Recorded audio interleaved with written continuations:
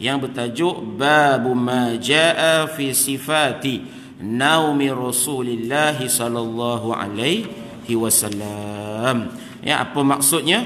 Yaitu bab, satu bab yang akan membincangkan, yang akan membicarakan tentang sifat ataupun cara Rasulullah sallallahu alaihi wasallam tidur. Jadi bila sebut bab tidur, tuan-tuan pada pagi ni jangan tidur pula. Dengar tajuk tidur, sebab bila kita ni dengar perkataan tidur, automatik otak ni akan memproses, mulalah mengantuk, mulalah macam-macam PL-nya. Jadi kita tengok terus hadis yang ke-245. Tuan-tuan yang ada kitab boleh lihat ada 1 2 3 4 5 6. 6 hadis yang membicarakan tentang bagaimana sifat, bagaimana cara Rasulullah sallallahu alaihi wasallam tidur. Jadi kita lihat satu demi satu perincian dan penerangan daripada hadis tadi, insya-Allah.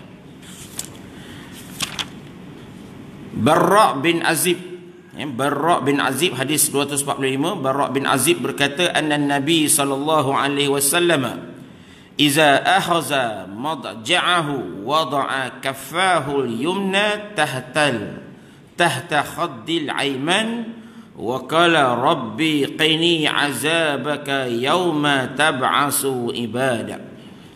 Jika Rasulullah sallallahu alaihi wasallam berbaring, beliau akan meletakkan telapak tangan kanan di bawah pipi kanan beliau. Rasulullah sallallahu alaihi wasallam akan berdoa, wahai Tuhanku, peliharalah aku daripada azabmu pada hari engkau bangkitkan seluruh hamba-Mu. Ini doa. Doa ketika mana? Ketika hendak tidur.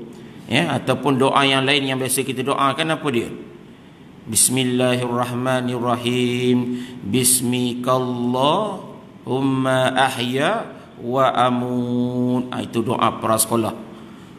Kan doa kanak-kanak sekolah rendah. Bismikallahumma ahya wa amut. Dengan namamu ya Allah aku hidup, kemudian aku mati.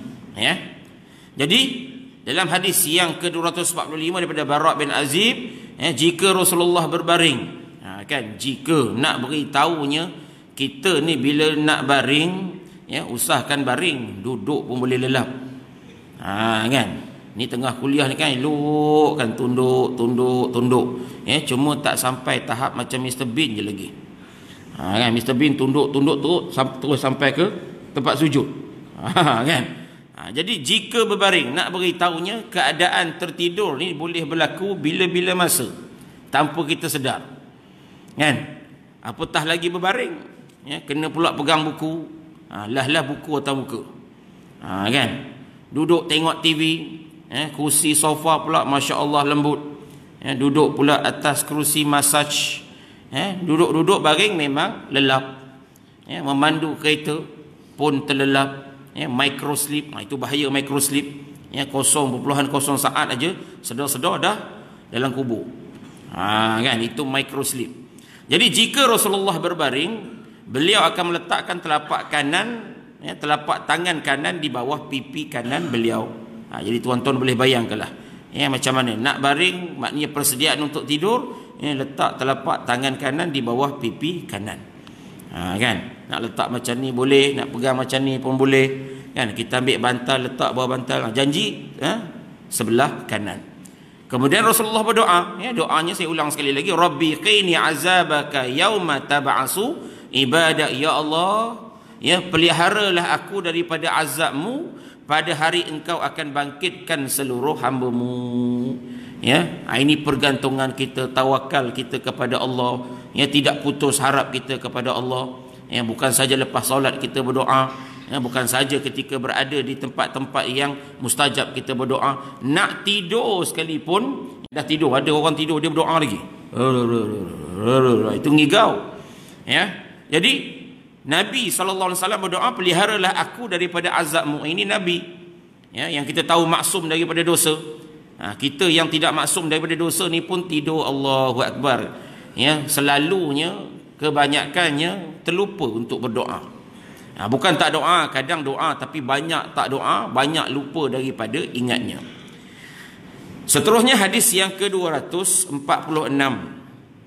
daripada Huzaifah, Huzaifah radhiyallahu anhu berkata, kana Nabi sallallahu alaihi wasallam iza awa ila firashihi qala Allahumma bismika amutu wa ahya, wa iza istayqaza qala alhamdulillahillazi ahyana ba'dama amatana wa ilaihin nusyur. Yang kita sebutkan tadi daripada Huzaifah, apabila hendak tidur Rasulullah sallallahu alaihi wasallam membaca doa, ya Allah, dengan namamu aku mati dan dengan namamu ya Allah aku hidup. Allahumma bismika amutu wa ahya, dengan namamu ya Allah aku mati dan selepas itu aku akan dihidupkan kembali. Apabila bangun daripada tidur Rasulullah sallallahu alaihi wasallam berdoa, seluruh pujian hanya kepada Allah yang menghidupkan kami sesudah mematikan kami dan hanyalah kepadanya tempat kembali. Ini doa yang biasa kita baca, tapi itulah dia. Bila dah bangun tidur tu, terutamanya kalau hari kerja, mungkin kadang-kadang kita terlepas pandang. Sebab apa? Bila bangun tidur tu, kepala tu macam-macam dah set. Kepala tu macam-macam dah fikir. Hari ni nak mesyuarat, hari ni nak meeting, hari ni ada projek itu, hari ni ada projek ini. Sebelum tidur lagi kita dah pasang sungguh-sungguh, aku nak bangun awal pagi besok ni nak berniaga, nak jual itu, nak jual ini, nak jumpa orang itu, nak jumpa orang ini. Yang kadang-kadang bila kita bangun ni terlupa untuk membaca doa. Jadi kenapa baca doa nak tidur? Kenapa nak baca doa selepas bangun tidur? Bukan merupakan satu perkara yang enteng atau remeh-temeh. Alah ustaz, kan? Nak baca boleh, tak baca pun tak apa, bukan apa pun janji tidur. Tapi daripada doa ini pun dah menunjukkan Allahu Akbar. Sekecil-kecil benda, sekecil-kecil perkara pun dititik beratkan di dalam Islam.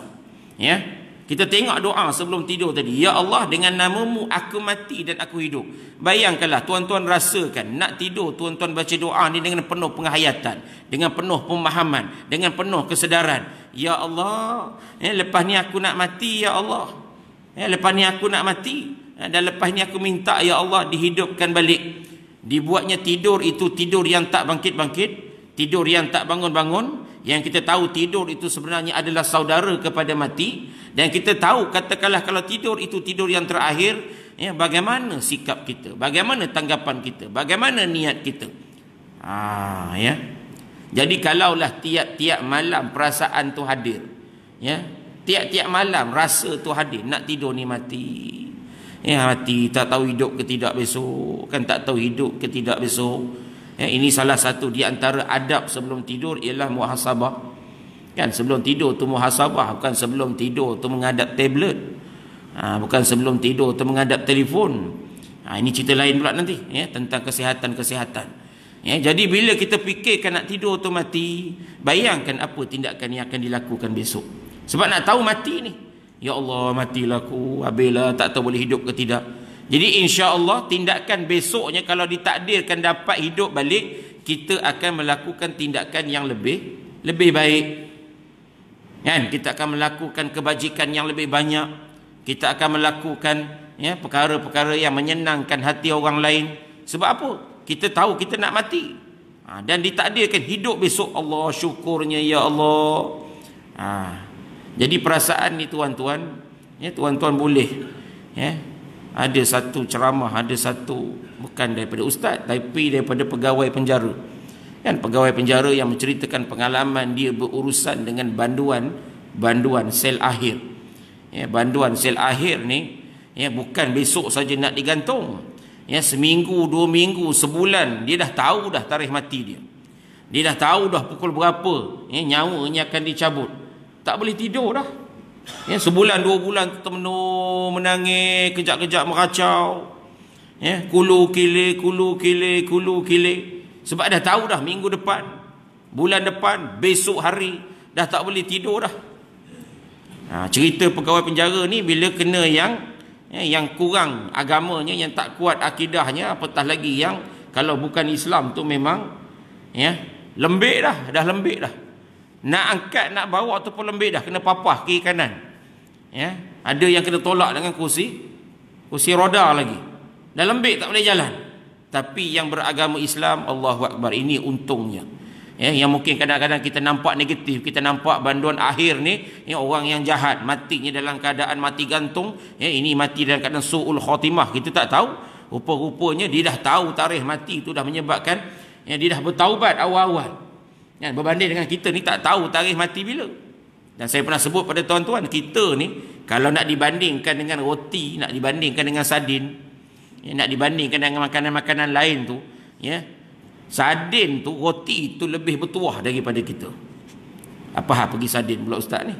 Kan duk cerita tidur pergi sardin. Nak beritahu dekat sardin, dekat roti, dekat makanan tu ada tarikh expired. Kan ada tarikh expired. Maknanya kita tahu bila ada tarikh expired tu kita tak makan, kita tak ambil, dah luput, letak tepi. Tapi yang kita ni ada tarikh expired, tak tahu dan tak bersedia. Sedangkan tiap-tiap malam kita mati. Jadi berbalik pada banduan tadi, yang beragama Islam yang sempat bertaubat ni, Allahu Akbar, tenang. Tuan-tuan pun tahu, dengar. Bila dibawa tu wajahnya putih bersih, belum meninggal lagi, tapi nampak ketenangan. Dan bila digantung, dijalankan hukuman gantung, ada yang Allah dikata ringan, macam tak ada orang katanya. Bila digantung tu ringan, macam tak ada orang. Ada yang lain tu sampai terjelit, terkeluar lidahnya, tapi ni elok aja. Kan, itu banduan akhir yang tahu dia akan mati besok. Kita ni pun tiap-tiap malam akan mati. Dan di antara tanda akhir zaman, di antara tanda-tanda kiamat ialah ramainya orang mati secara mengejut.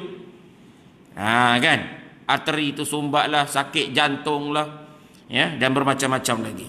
Jadi bila baca doa dengan penuh penghayatan, ya Allah, dengan nama-Mu ya Allah aku mati, tahu ni nak mati ni, tidur ni mati. Sebab tidur ni pun tak tahu bila saat, detik dan ketikanya tertidur. Pun saintis duk kaji. Saintis tu pun duk kaji, dia pun tertidur. Kan? Dia duk kaji bila, detik. Kan? Tuan-tuan kalau nak makan, nak minum, tahu, sekejap lagi aku nak minum. Boleh, budget, masa, timing, ambil, minum. Kan, tidur boleh budget.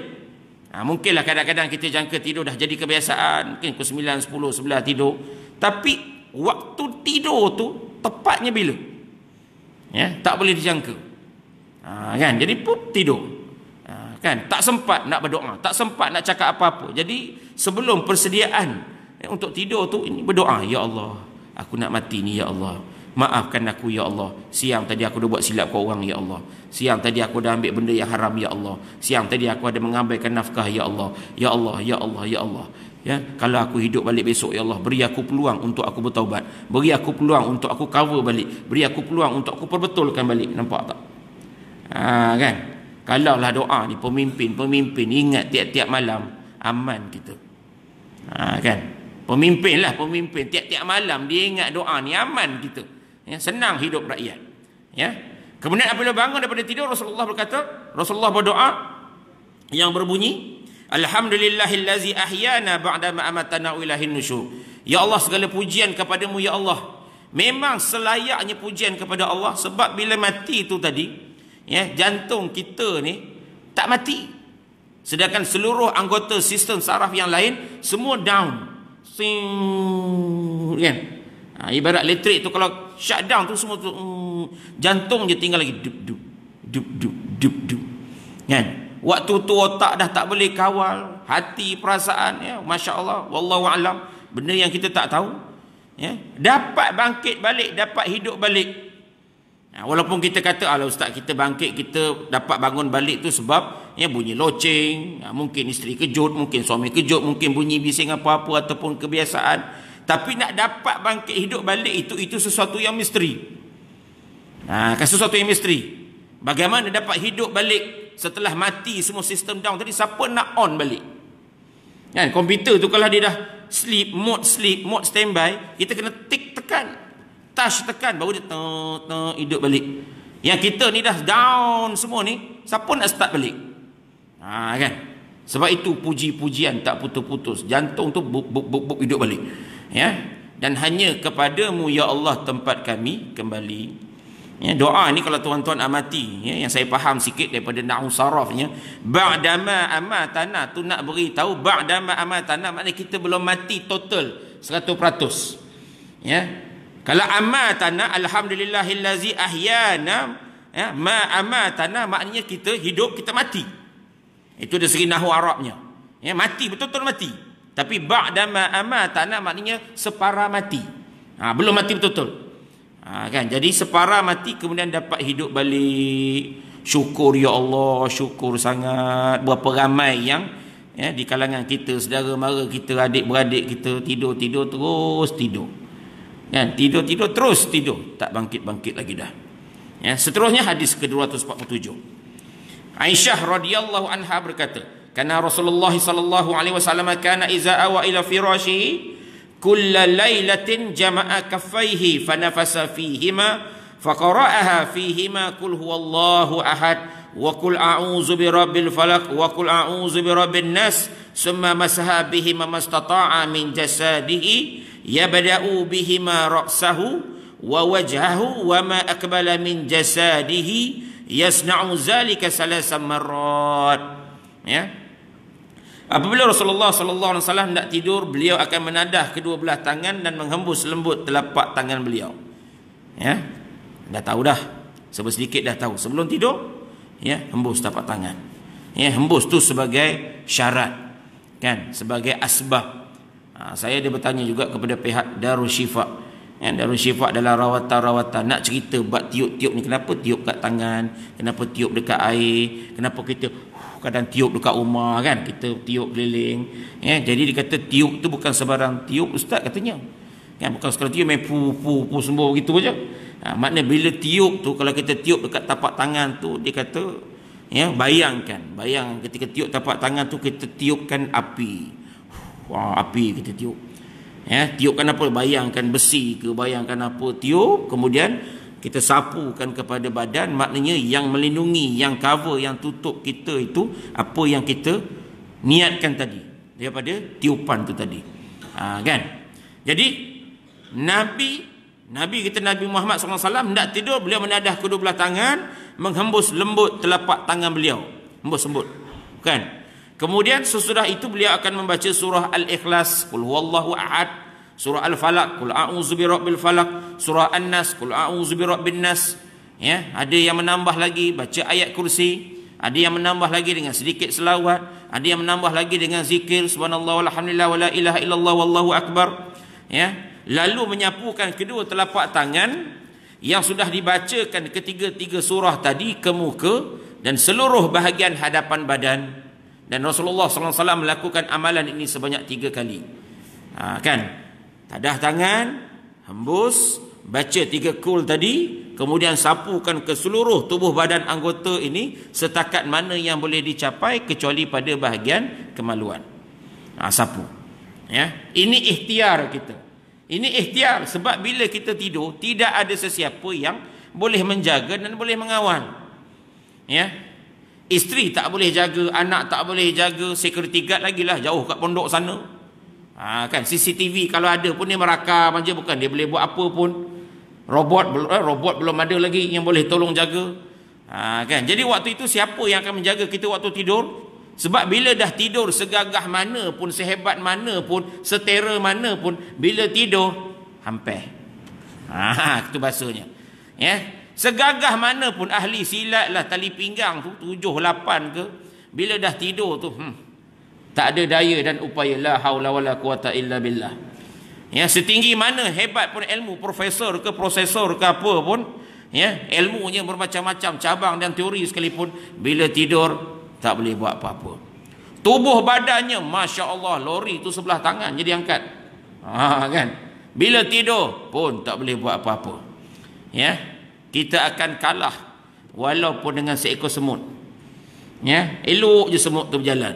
Daripada hujung kaki naik kan sampai ke bibir. Tengok bibir malam tadi ada kesan limau mandarin lagi.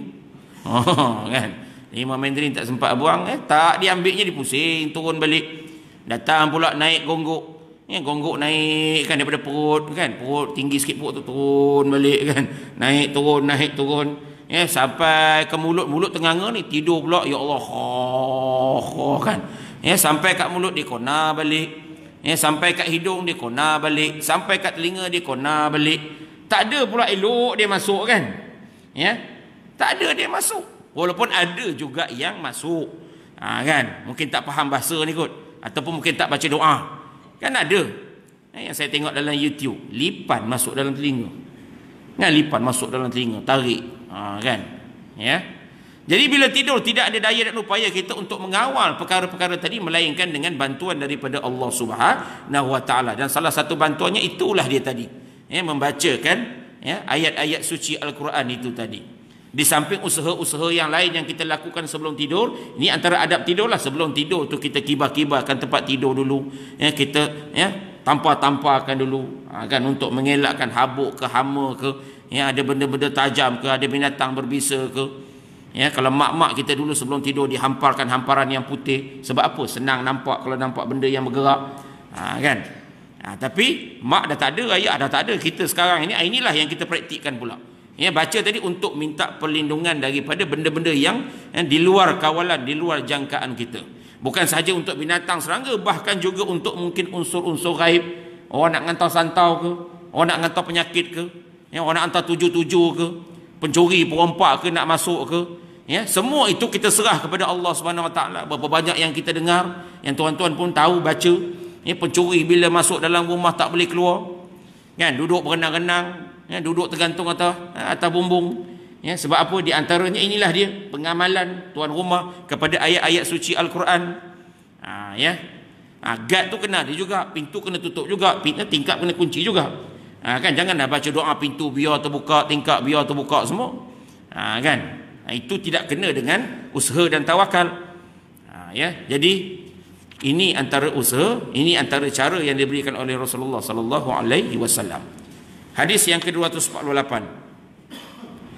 daripada Ibnu Abbas radhiyallahu anhu berkata, anna Rasulullah sallallahu alaihi wasallam nama hatta nafah wa kana idza nama nafaha fa atahu Bilalun fa azanahu bis-salah faqama wa shalla wa lam yatawadda.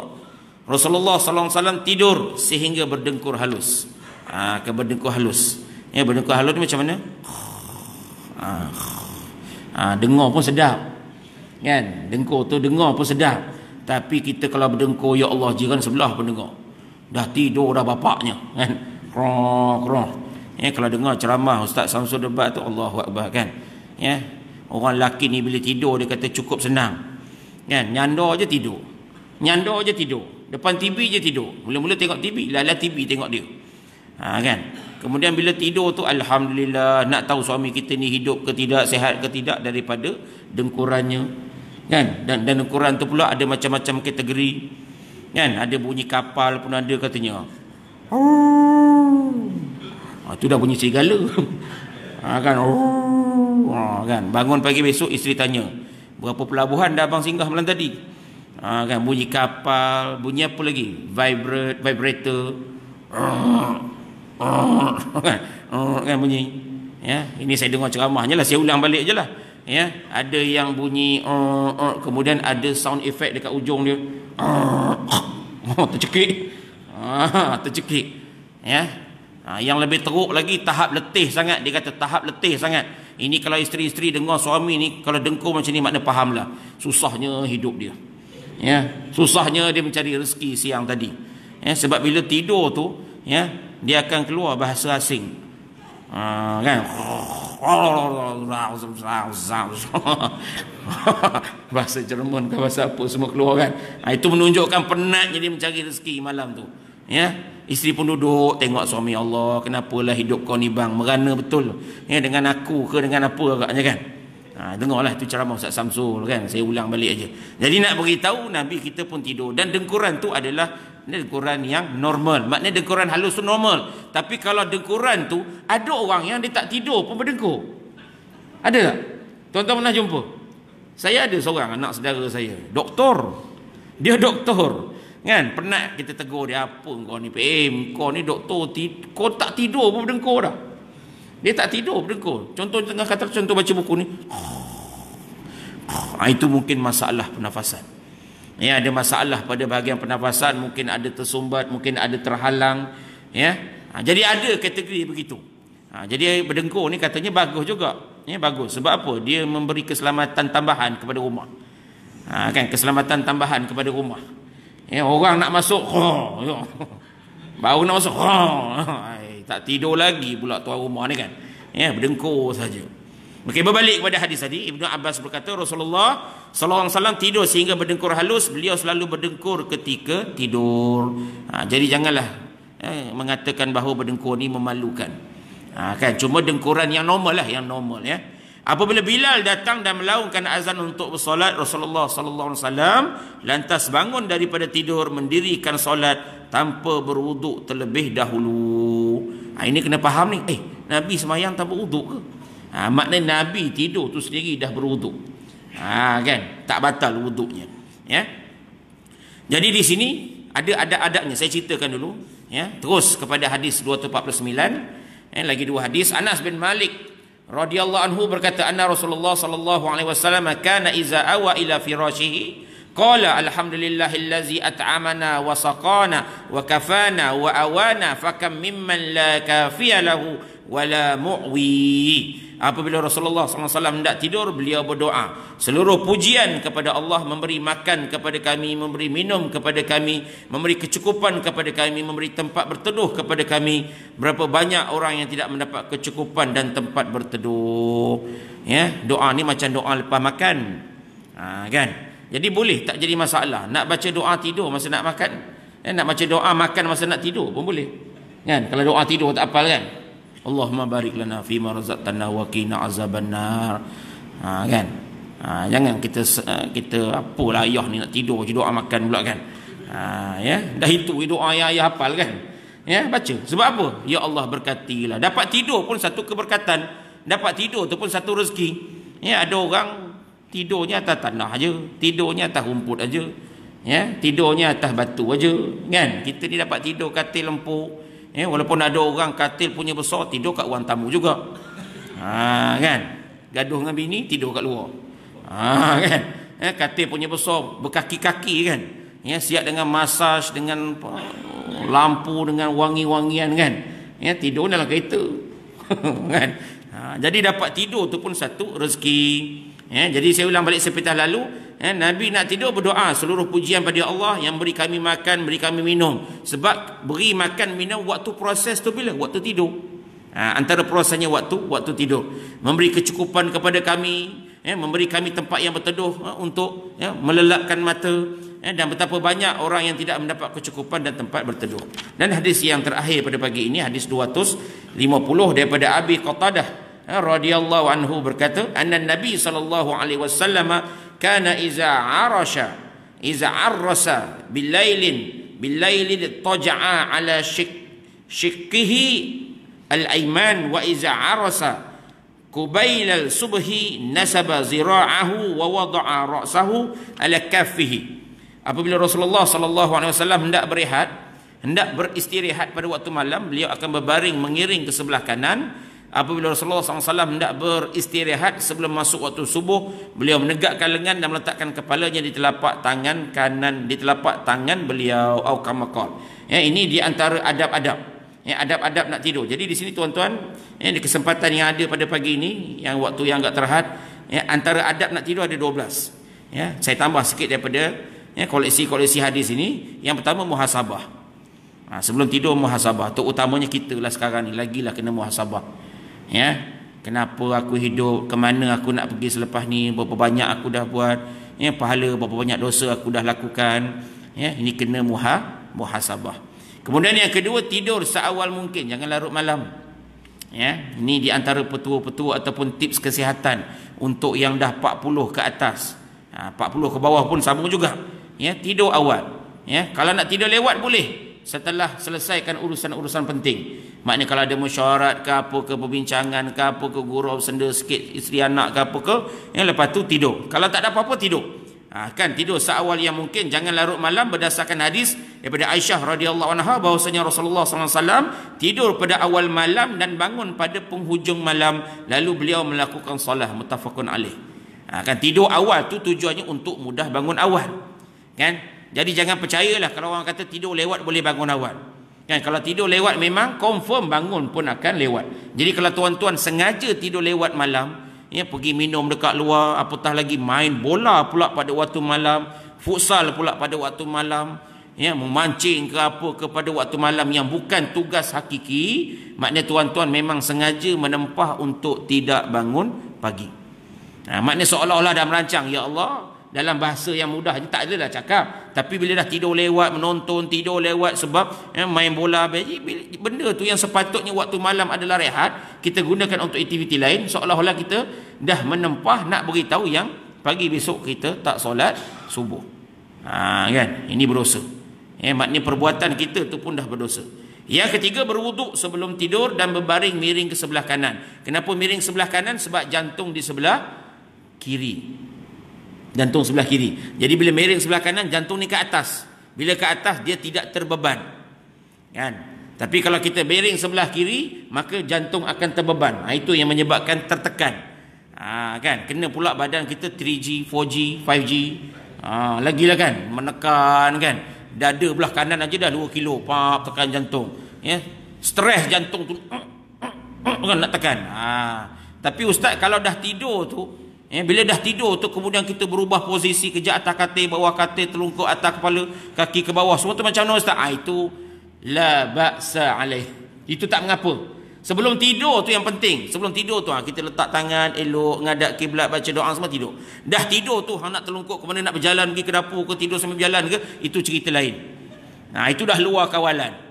Jangan cerita ustaz tidur macam mana kita. Itu di luar kawalan ya. Jadi berwuduk sebelum tidur, kemudian baring sebelah kanan, kemudian baca doa. Kena pula tuan-tuan sekarang ni, saya nak tambah sikit, kena baca doa sebab apa? Kita bimbang ni, virus tengah banyak merebak ni. Di samping kita jumpa doktor pakai mask, vaksin segala bagai tu, ini salah satu bantuan kita minta tolong dengan Allah Subhanahu Wa Taala. Ni baca doa sapu. Sebab kuman tu pun makhluk Allah. Kuman tu pun makhluk Allah juga. Jadi bila dia tengok pergi kat haji ni, tak jadi ni. Kan? Ada ayat suci Al-Quran ni, pergi ke orang lain. Kan? Kemudian satu lagi apa? Istinsyak. Istinsyak, ambil wuduk istinsyak. Sedut buang. Itu salah satu untuk mengelakkan wabak virus pada hari ini. Kemudian yang keempat, kibaskan ataupun spray 3 kali sebelum berbaring. Kan? Berdasarkan hadis Abu Hurairah bahwasanya Rasulullah SAW bersabda, apabila seorang daripada kamu tidur pada tempat tidurnya, maka hendaklah mengiraikan ataupun mengirapkan kain tempat tidurnya terlebih dahulu, kerana ia tidak tahu apa yang ada di atasnya. Pernah berlaku di Pahang, pengantin besok nak kahwin, tidur malam tu tak bangkit, mati sebab dipatuk ular. Kan, besok nak kahwin ni kan, pengantin tidur kan, tempat katil dah cantik semua, tidur, besok pagi tak bangun. Bila mak bapak saudara mara kejut tengok, elok je ular tu berlengkar bawah selimut. Ada saya tak ingat, tapi dah lama lah kisah di Pahang. Jadi kibas-kibaskan. Kemudian yang keenam, jangan tidur di atas dak yang terbuka ataupun di atas tempat yang ruangan terbuka. Berdasarkan hadis daripada Ali bin Syaiban, Nabi SAW bersabda, barang siapa yang tidur malam di atas atap rumah yang tidak ada penutup, maka hilanglah jaminan daripadanya. Kan tidur, bumbung terbuka. Kan? Tapi rasa Malaysia tak ada style macam tu. Kan? Kita tutup belaka. Tapi manalah tahu kan, tidur ruangan terbuka. Bukan apa, takut tiba-tiba jatuh benda daripada atas. Kan jatuh. Macam kat California tu. Kan, California. Apa yang jatuh? Kambing ke babi? Jatuh daripada atas. Orang nak pedajai. Kan jatuh, binatang berdebung. Tapi dalam kolam. Kan mungkin sasarannya ke tak tahu tak kena ke apa, jatuh dalam kolam. Dan tak dinafikan malam-malam macam-macam boleh jatuh. Kan, macam-macam boleh jatuh. Yang ketujuh, tutuplah pintu, jendela dan memadamkan api dan lampu sebelum tidur. Tutup pintu, jendela tu memang dah confirm lah. Ni memadamkan api ni. Kita biasa tidur, kita buka lampu kadang-kadang. Ada setengah orang tidur pasal lampu tidur. Rupa-rupanya perbuatan tersebut tidak digalakkan dan kalau boleh dijauhkan. Daripada Jabir bahawa Rasulullah SAW bersabda, padamkanlah lampu di malam hari apabila kamu tidur dan tutuplah pintu, tutup rapat-rapat, berjana-berjana, dan tutuplah makanan dan minuman. Tingkap tutup, pintu tutup, makanan kalau ada tutup dengan tudung saji, tutup semua. Lampu pun tutup. Kalau boleh tidur malam tu memang gelap betul. Gelap betul. Jadi saya baca, cari, rupanya bila kita tidur, tubuh kita akan memulakan satu proses untuk antitoksin, proses untuk metabolisme, proses untuk dia restructure balik struktur dalam badan ni. Tapi bila tidur lampu menyala, menyebabkan tubuh ni akan memberi respon, ada tugasan lagi ni, ada tugasan, ada benda lagi ni. Jadi dia tak dapat berhenti dan dia akan berfungsi seperti mana ketika siang. Ketika siang ni mata kita sensitif dengan cahaya, telinga, hidung, mulut semua disebabkan keadaan yang cerah. Jadi bila malam sepatutnya semua sistem badan ni dia down dan dia relax dan dia menjalankan tugas-tugas backdrop dia lah. Kan? Tapi bila ada lampu ni walaupun sedikit katanya akan mengganggu sistem melatonin dalam badan. Sistem melatonin. Dan benda ni kalau dibiarkan tidur tiap-tiap malam buka lampu sebab ada orang yang bila malam dia tidur takut gelap. Kan? Mula terbayang momok lah apa ke benda itu ini kan. Ini salah kita pula lah. Tidur cakap itulah katalah orang datang potong kepala lah apa semua kan. Anak jadi penakut sampai besar pun penakut juga. Jadi tutup lampu. Tutup lampu supaya badan dapat memproses balik. Sebab bila dibuka lampu ada kajian yang dibuat terhadap 1,670 orang perempuan. Orang putih dibuat kajian yang didedahkan kepada cahaya lampu selama 10 tahun. Punyalah lama kajian tu. Rupa-rupanya menghasilkan kanser. Menghasilkan kanser. Boleh jadi kanser kepada tubuh. Sebab apa? Badan tak dapat proses untuk buangkan yang antioksidan, yang racun-racun dalam tubuh ni tadi. Kemudian yang ke-8, dia ada 12 ayat. Yang ke-8 baca ayat kursi dah sebut tadi. Ayat kursi, 2 ayat terakhir surah Al-Baqarah, Al-Ikhlas, Al-Mu'awwizatain. Jangan pula sebelum tidur kita kira kambing biri. Kan orang putih kata tak boleh tidur kira kambing. 1, 2, 3, 4 kan. Itu mengarut belaka kan. Baik baca tasbih. Baik berzikir. Yang ke-9 banyakkan doa dan zikir-zikir yang keterangannya sahih daripada Rasulullah sallallahu alaihi wasallam. Ini boleh cari sendiri. Yang ke-10 apabila saat tidur merasa kaget atau gelisah atau takut maka disunatkan berdoa. Sebab kita nak tidur ni macam-macam.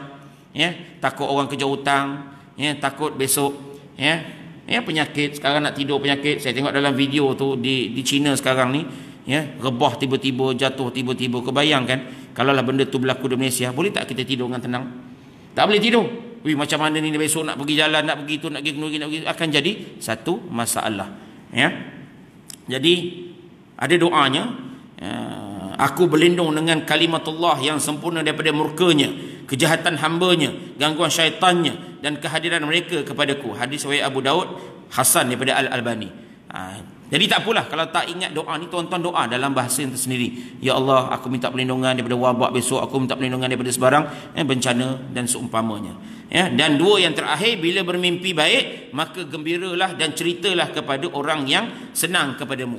Bila mimpi buruk maka ludahlah ke kiri 3 kali, baca ta'awuz, jangan diceritakan kepada orang lain, pindah posisi atau bangun dan solatlah. Mimpi baik, bangun besok cerita.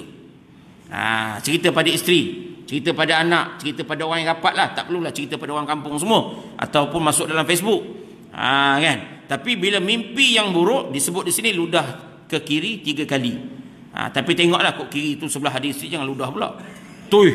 Tuih kan apa abang ludah ke? Kan? Ludah tu bukan ludah betul-betul, syarat je. Tuih kan? Bukan ludah tuih kan?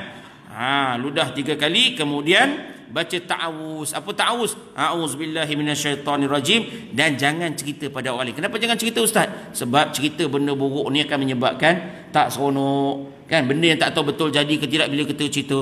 Ya Allah, yang malam tadi abang mimpi kena dipeluk di ular sawa. Kan? Kita orang Melayu bila peluk ular tu, udahlah abang nak kahwin lain. Dah tak tenang dia. Kan? Okey, yang terakhir ketika bangun tidur hendaklah ucapkan doa tadi itulah. Doa bangun tidur. Jadi tuan-tuan, itulah dia sedikit sebanyak tentang adab ataupun prosedur cara tidur Rasulullah sallallahu alaihi wasallam yang terbaik. Jadi insya-Allah tuan-tuan lepas ni buatlah. Buat setakat mana yang termampu, insya-Allah sedikit sebanyak mendapat keberkatan dan syafaat daripada Nabi kita Nabi Muhammad sallallahu alaihi wasallam. Jadi rasanya cukup setakat itu sahaja. Yang baik datang daripada Allah Subhanahu wa taala, segala kelemahan melalui diri saya sendiri. Aku qauli hadza wa astaghfirullah li wa lakum. Wassalamualaikum warahmatullahi wabarakatuh. A'udzubillahi minasyaitonir rajim. Bismillahirrahmanirrahim. Alhamdulillahirabbil alamin wa bihi nasta'in. Ya Allah Tuhan kami, jadikanlah apa yang kami pelajari daripada kitab Syama'il Muhammadiyah pada pagi ini ya Allah dapat kami amalkan dalam kehidupan kami dengan sebaik-baiknya ya Allah, dan Kau ampunkanlah apa kiranya kesilapan kami, kelemahan kami, kekurangan kami, kecacatan kami ya Allah. Sesungguhnya Engkau lah Maha Pengasih, Maha Pengampun, Maha Penyayang ya Allah. Rabbana atina fid dunya hasanah wa fil akhirati hasanah wa qina azabannar walhamdulillahi rabbil alamin. Taqabbalallahu minkum.